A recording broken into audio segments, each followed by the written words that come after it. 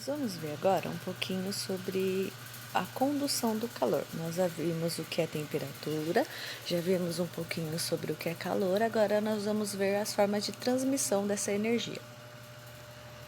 Então, para a gente relembrar, primeiro, o que é calor? Calor é a troca de energia entre dois corpos. Então, a energia em trânsito, a energia que sai de um corpo e vai para o outro.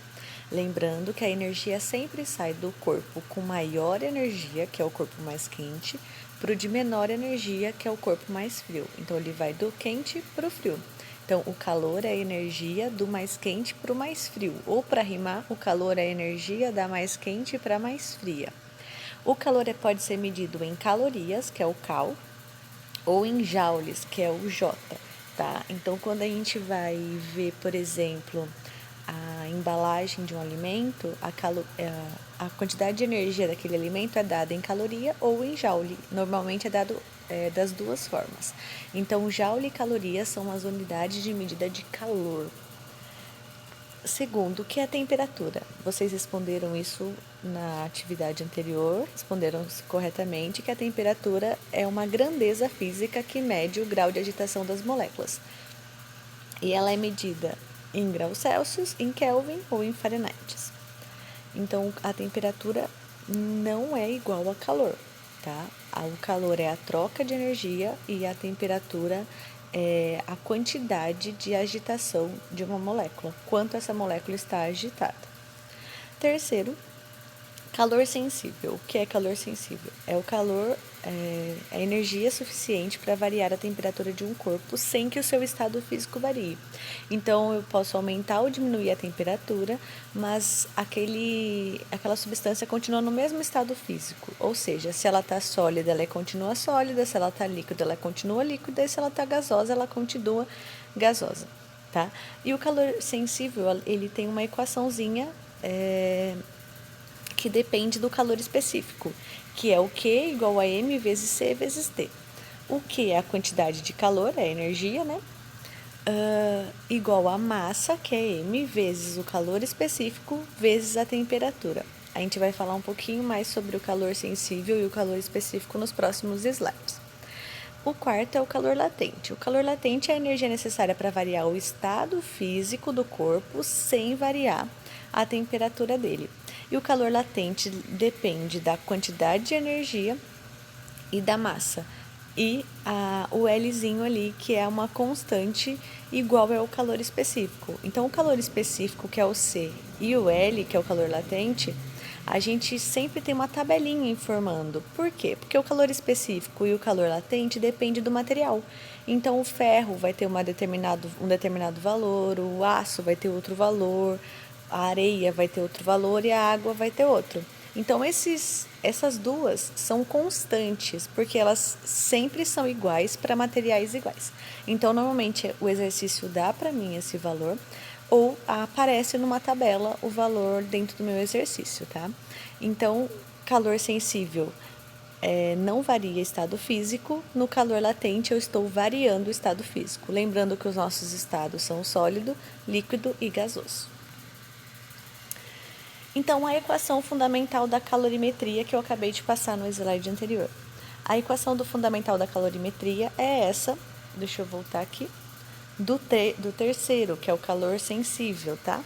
Então, a gente vai estudar um pouquinho ela, porque ela é bastante importante dentro da física. Então, é a quantidade de calor, é determinado pelo calor específico da substância, pela massa e pela variação da temperatura. Esse triângulozinho, que é o delta, ele é variação. O que significa variação? É a temperatura final menos a temperatura inicial do meu objeto, tá? Então, ela vai me dizer a quantidade de calor que eu preciso fornecer numa determinada massa para variar a temperatura daquele corpo. Então, eu quero aquecer a água 1 grau. Eu quero aumentar 1 grau a temperatura da água. A partir dessa equação, eu sei quanto de energia eu tenho que dar para a água. Eu quero variar a temperatura da areia. Aí eu quero que a areia vá de 20 graus, que é a temperatura inicial dela, para 40 graus. Qual vai ser a variação da temperatura dela? De 20 para 40 vai ser 20. 40 menos 20, 20. Então, eu quero variar em 20 a temperatura da areia. A partir dessa fórmula, eu sei quanto de calor eu vou ter que fornecer. É para isso que essa fórmula é usada, para eu saber quanto de calor eu forneço para uma determinada substância, para uma determinada quantidade dessa substância, para variar uma determinada quantidade de temperatura, tá? Então, o que é o calor específico? O calor específico é a quantidade de energia que eu vou dar por grama daquela substância para variar 1 grau da temperatura dela. Então, por exemplo, o calor específico da água é 1. O que significa isso? Significa que eu tenho que dar 1 caloria de energia para 1 grama de água variar 1 grau da sua temperatura. Da onde eu estou tirando isso? Da unidade de medida. Olhem aí a tabela. Nós temos a substância e nós temos o calor específico. Entre parênteses está Cal/G grau Celsius. Então, 1 caloria por grama grau Celsius, ou seja, eu vou ter que dar 1 caloria de energia para a água para variar em 1 grau a temperatura da água quando eu pegar 1 grama dela. Isso que eu estou fazendo é só a interpretação da nossa unidade de medida, caloria, grama, grau Celsius. Vou pegar outro exemplo, vamos pegar o alumínio, que é o primeiro ali da tabela.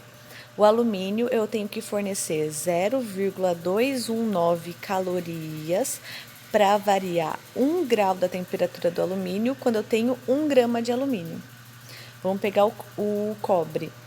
Para eu variar 1 grau da temperatura do cobre, quando eu tiver 1 grama de cobre, eu vou precisar fornecer 0,093 calorias para ele de energia. Vamos pegar agora o zinco, que é o último. O zinco, eu tenho que fornecer 0,093 calorias para variar em 1 grau a temperatura dele quando eu tiver 1 grama de zinco. Beleza? Isso é o nosso calor específico, é quanto de energia eu preciso fornecer por grama daquela substância para variar 1 grau da temperatura daquela substância. Então, se eu quero variar de 20 para 21, eu estou variando 1 grau. Isso, para variar esse 1 grau, eu vou conseguir, olhando a tabela, saber quanto de energia eu vou dar por cada grama, tá? Olha o que eu escrevi em laranja. Quanto maior for o calor específico do corpo, mais energia eu tenho que dar para que ele varie a sua temperatura, para que ele mude a temperatura. E o mesmo vale para a massa. Então, quem que é o maior calor específico dessa tabela? Olhem a tabelinha.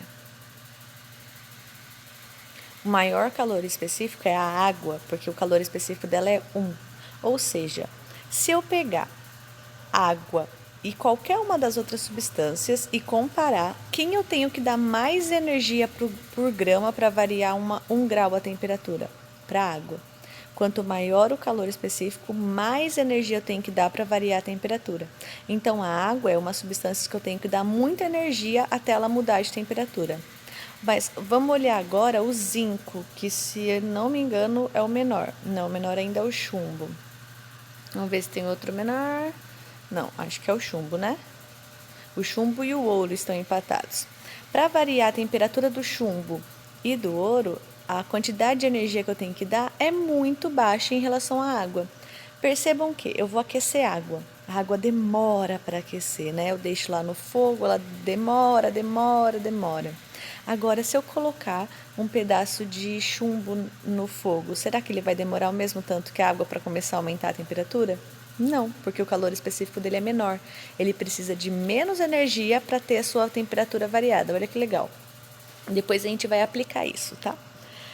Então, um exemplo de atividade. Qual a quantidade de calor sensível necessária para aquecer uma barra de ferro de 2 kg de 20 graus para 200 graus, dado o calor específico do ferro 0,119? Ele já estava ali na tabelinha, mas eu coloquei no exercício.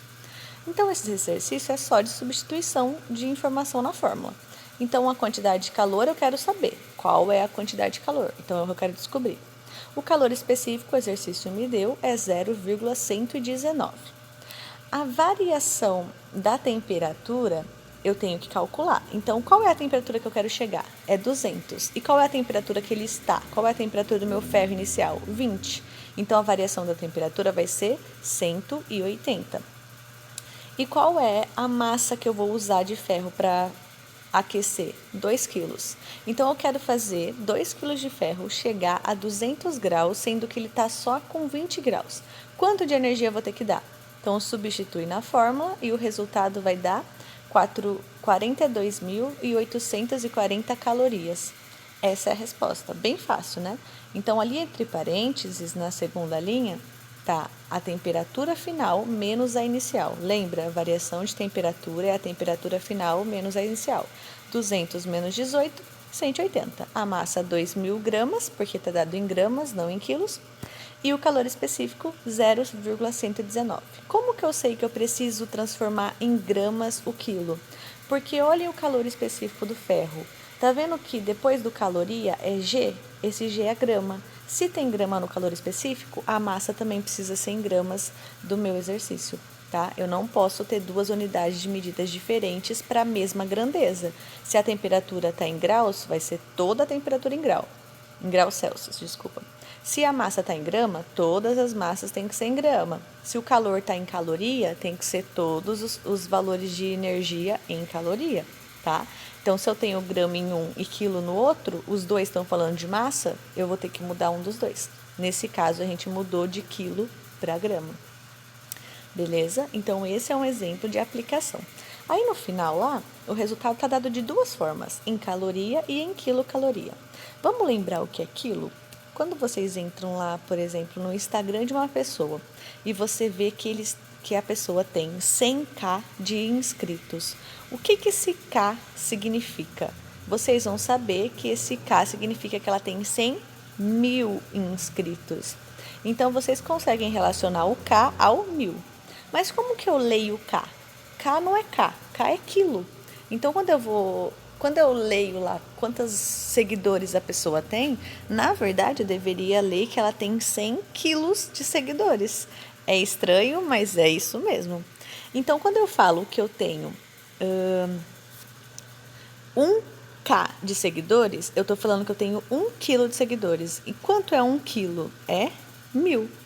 Então, vamos colocar isso em outras grandezas. Eu tenho 1 quilograma.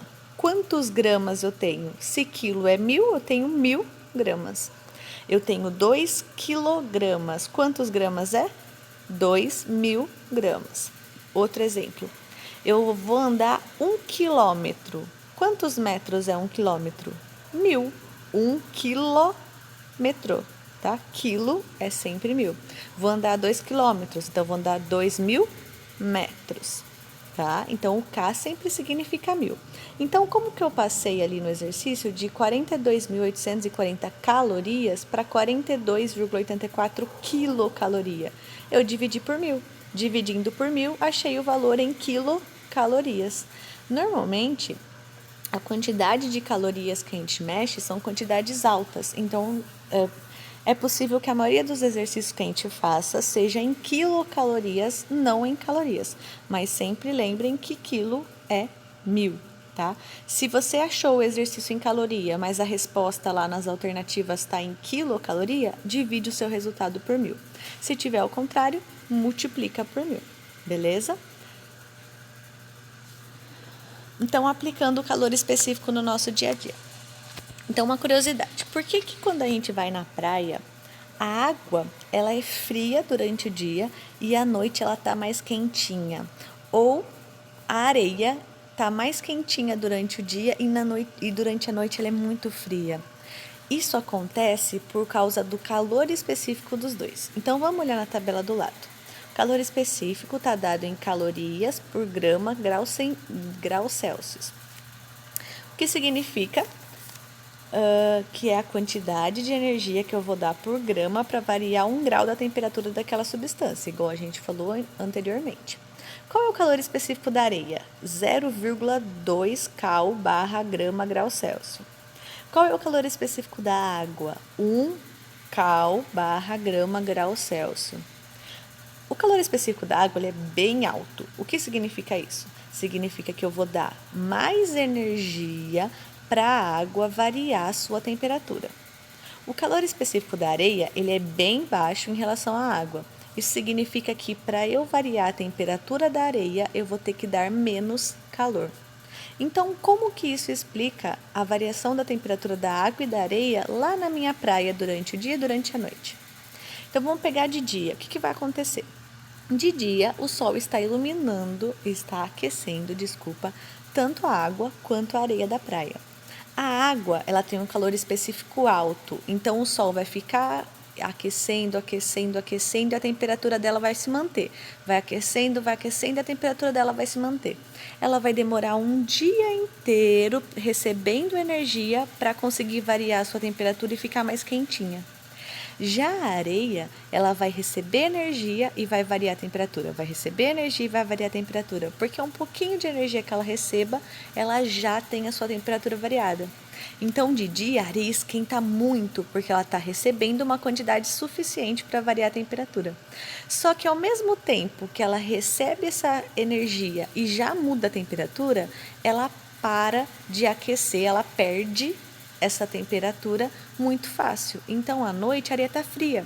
Por quê? Porque não tem mais o sol iluminando e ela vai perder toda essa energia que ela conseguiu armazenar para variar a temperatura. Já a água, não. Assim como ela demora para aquecer, ela também demora para esfriar. Então, à noite, a água vai se preservar mais quentinha, porque a variação da temperatura da água é menor, por conta do seu calor específico ser maior. Tá? Então, quanto maior o calor específico, menos a temperatura vai variar. Quanto menor o calor específico, mais essa temperatura vai conseguir variar. Tá? Então, é por isso que a areia fica sempre quente de dia e fria à noite, e a água é o contrário, fica fria de dia e quente à noite. A água demora para ser aquecida, enquanto a areia recebe energia e aquece rapidamente. Isso é um dos motivos pelo qual a água é muito importante no nosso planeta. A água tem muitas características que são importantes para a vida. E uma dessas características é o calor específico. Porque imagina, 70% do nosso planeta é feito de água. Se a água tivesse um calor específico baixo, de manhã de dia, a água ia ficar quente, muito quente. Isso ia fazer com que o planeta aquecesse. De noite, a água ia ficar muito fria, porque não ia ter energia sendo fornecido, então o planeta ia ficar frio. Isso ia fazer com que a temperatura do planeta variasse muito, muito quente para muito frio, muito quente, muito frio, muito quente, muito frio. E essa variação para quase todas as formas de vida do nosso planeta é muito ruim. Então a gente ia ter problema principalmente com seres aquáticos, porque a temperatura da água ia variar muito e eles iam acabar morrendo por não conseguir se adaptar a essa variação de temperatura. O fato de a água não variar sua temperatura com facilidade, ou seja, dela ter um calor específico alto, faz com que o nosso planeta não tenha a temperatura variada tão abruptamente. Então, ela vai variando a temperatura aos pouquinhos. Então, a água aumenta um pouquinho, depois esfria um pouquinho, esfria mais um pouquinho. E isso faz com que a temperatura não varie tanto e faz com que a vida seja preservada. Se fosse ao contrário, ia variar muito e a temperatura não seria constante, não seria quase que igual. Ela ia acabar variando demais e a gente ia ter um problema de aquecimento e resfriamento do planeta. Então, imagina se o nosso planeta fosse feito de areia, que tem esse calor específico muito baixo. De dia, ia ser igual a um deserto no planeta inteiro. Então, por que o deserto é um problema? Porque no deserto nós temos areia. Então, de dia, nós temos uma temperatura extremamente alta, porque ela está recebendo energia e aumentando a temperatura. E à noite, a temperatura é extremamente baixa, porque ela não tem mais energia sendo recebida e está perdendo a que ela já recebeu. Porque tudo que vem fácil, vai fácil, lembra? Então, tudo que ela recebeu de energia rápido, ela vai liberar rápido e a sua temperatura vai diminuir. Então, o exemplo da areia, para a gente sempre recordar, é o exemplo do deserto. O calor específico faz com que a areia se comporte igual a gente imagina o deserto, porque o deserto é feito de areia. Já o calor específico alto faz com que se comporte parecido com a água, porque o calor específico da água é alto. Certo? Eu espero que tenha ficado bem facinho essa parte, que ela é bem legal e bem importante. Bom, agora Se o calor é energia em trânsito, então se o calor é uma energia que está saindo de um corpo e indo para o outro, como que ele passa de um corpo para o outro? Como que ele é transmitido? Ele é transmitido por 3 formas: por convecção, por condução e por radiação ou irradiação, tá? Tem um izinho também que tá certo. Condução, bem facinho também. A condução é a situação em que o calor se propaga através de um condutor. O que é um condutor? Condutor é sempre um meio que conduz. Nesse caso, conduz calor. Existem condutores de energia elétrica, por exemplo. Então, tem materiais que conduzem energia elétrica, tipo o fio de cobre, e tem materiais que isolam a energia elétrica, tipo a borracha. Isso vale para o calor também. Então, existem materiais que são condutores de calor e tem materiais que são isolantes de calor. Sabe aquelas bolsas térmicas, roupa térmica? São são materiais que são isolantes de calor, não deixa que o calor seja conduzido. Então, ele mantém a energia que está lá dentro. Ou seja, apesar de não estar em contato direto com a fonte do calor, um corpo pode ter energia térmica modificada se houver condução de calor por meio de outro corpo ou por outra parte do mesmo corpo. Então, olha ali o exemplo. Na primeira imagem da esquerda, nós temos as moléculas e nós temos uma fonte de calor, que é o fogo ali, a chama.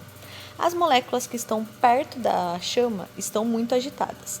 As que estão mais afastadas estão um pouco agitadas, a temperatura está menor. O que vai acontecer? Essas moléculas agitadas vão começar a colidir com as outras moléculas, passar energia para as outras e, ao decorrer do tempo, todas as moléculas desse condutor vão ficar agitadas. Então, é um meio de conduzir a energia. Então, isso é condução de calor. Então, uma molécula vai passando para outra. Então, um exemplo prático disso. Eu pego um pedaço de ferro, por exemplo, o ferro conduz calor, então ele aquece, e eu coloco na chama da vela. Depois de um tempo, o que vai acontecer? A minha mão vai estar queimada, porque a energia vai passar da ponta do bastão do ferro até o final dela, passando para a minha mão. Aí a minha mão vai aquecer também. Então, a energia vai se conduzindo através das moléculas até chegar no final desse corpo. Se no final desse corpo tiver outro corpo condutor, vai continuar conduzindo. O nosso corpo é condutor de calor, então a temperatura dele varia.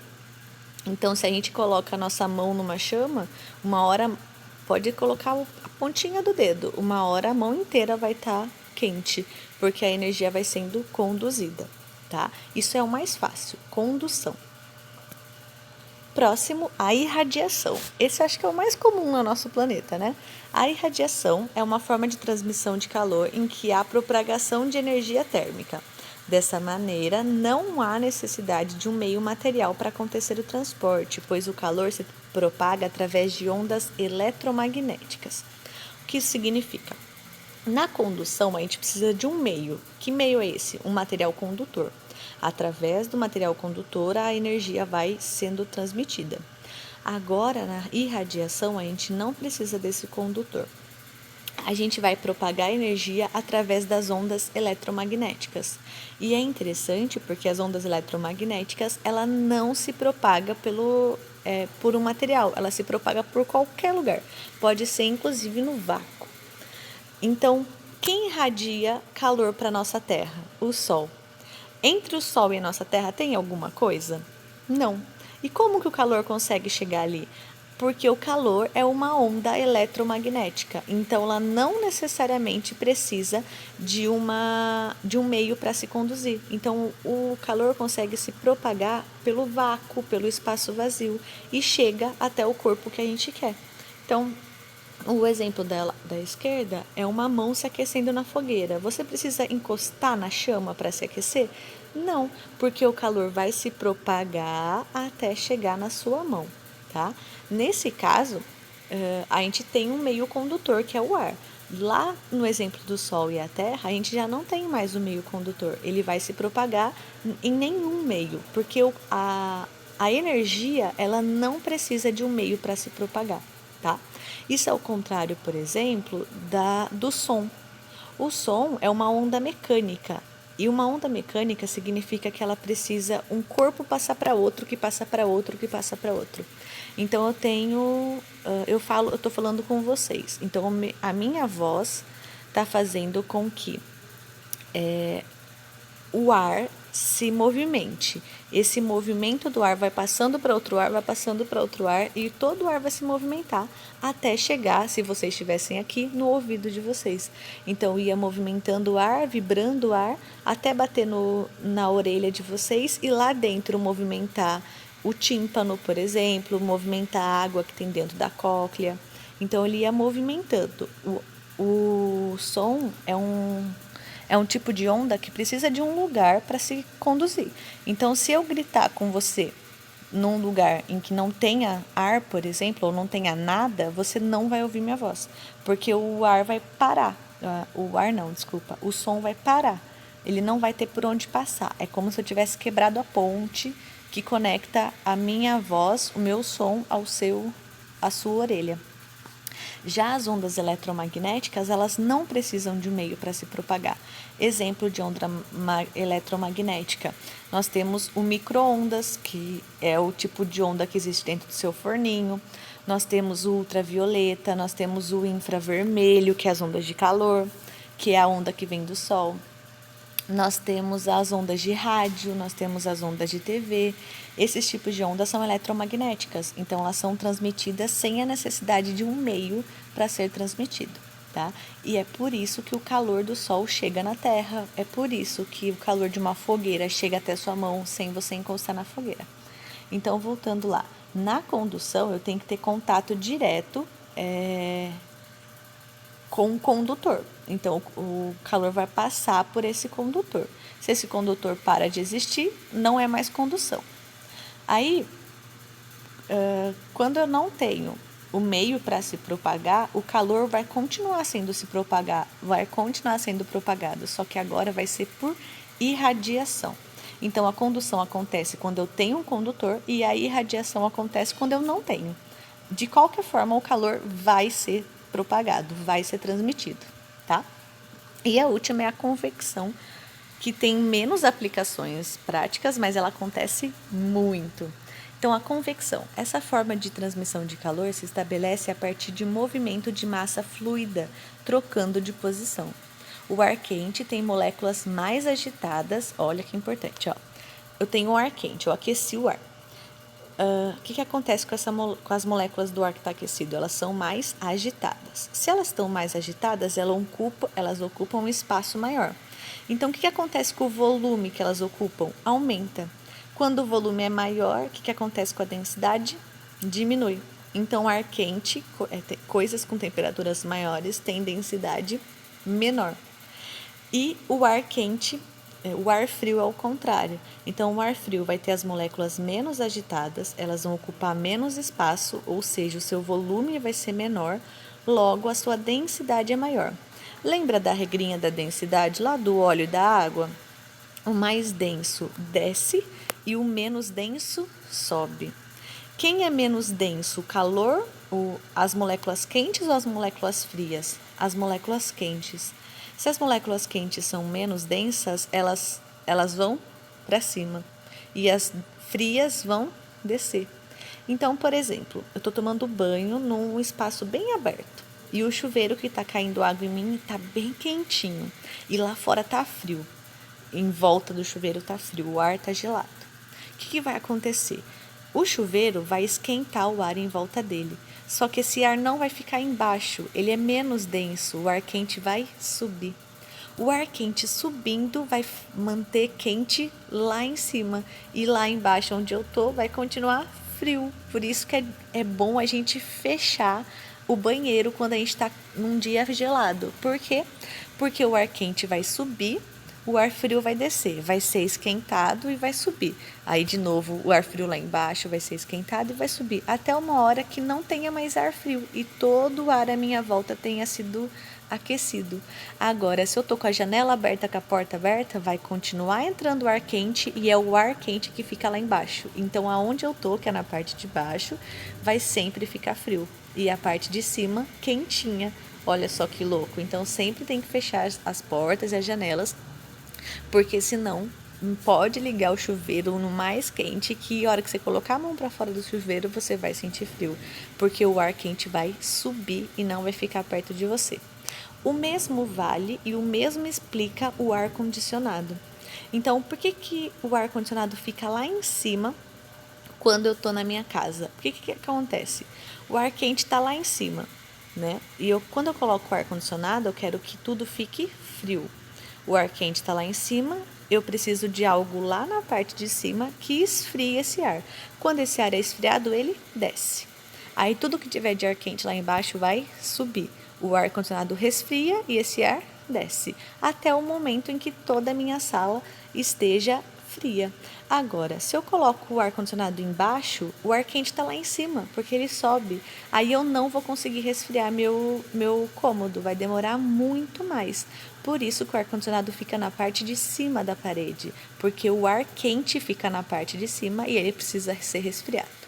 Já o ar quente, por exemplo, de um aquecedor igual está na imagem, ele precisa ficar na parte de baixo, porque ele aquece o ar frio que está na parte de baixo, esse ar frio sobe porque ele ficou quente.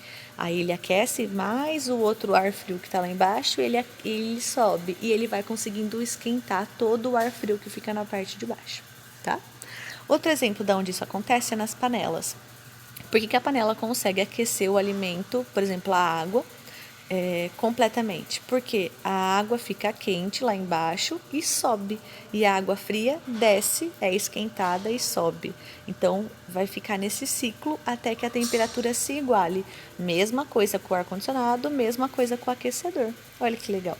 Então a gente tem um movimento de convecção. O ar quente sobe, o ar frio desce. O ar quente sobe, o ar frio desce até eu chegar num equilíbrio térmico em que todo o recipiente, ou todo o cômodo, ou todo o lugar esteja na mesma temperatura. Aí eu equilibrei e não tem mais variação, tá? Então essa é a convecção. A convecção acontece no nosso planeta todo. Então vamos pensar. Por qual método o micro-ondas aquece a comida? Então, o meu micro-ondas tem lá o magnetron, que é o aparelhinho que solta ondas tipo micro-ondas. É o nome da onda mesmo, tá? A onda micro-ondas vai chegar até minha comida e aquecer ela por qual método? Vamos voltar? Vai ser por condução? Tem um condutor entre os dois? Vai ser por irradiação? Vai ser por convecção? Então, o método mais presente no micro-ondas é a irradiação, tá? Lógico que acontece os outros métodos, mas o mais presente é a irradiação. Segunda pergunta: por que o ar-condicionado deve ficar na parte mais alta do cômodo? Foi o que eu acabei de explicar. O ar-condicionado tem que ficar na parte alta, porque o ar quente vai subir, ele vai resfriar esse ar quente e esse ar quente vai ficar frio, então ele vai descer. Isso vai acontecendo até que tudo finalize, tá? Como que finaliza? Quando entra em equilíbrio térmico. E por último, por que as panelas geralmente têm seus cabos feitos de material isolante? Elas são feitas de material isolante porque a panela é feita de um material condutor. A chama bate na panela e essa panela aumenta a temperatura dela. Agora, se eu tivesse um cabo que fosse condutor também, o que ia acontecer com o cabo? Ia esquentar. A hora que eu pego a panela pelo cabo, eu ia queimar minha mão. Então, por que tem que ter um isolante lá? Porque o isolante barra esse calor, essa transmissão de calor, e não aquece. Se ele não aquece, eu não queimo a minha mão. Então, é por isso. E qual método está aplicado na panela? É a condução. Então, a condução pelo material condutor até o cabo, tá? É esse método que está aplicado na terceira pergunta. Belezinha?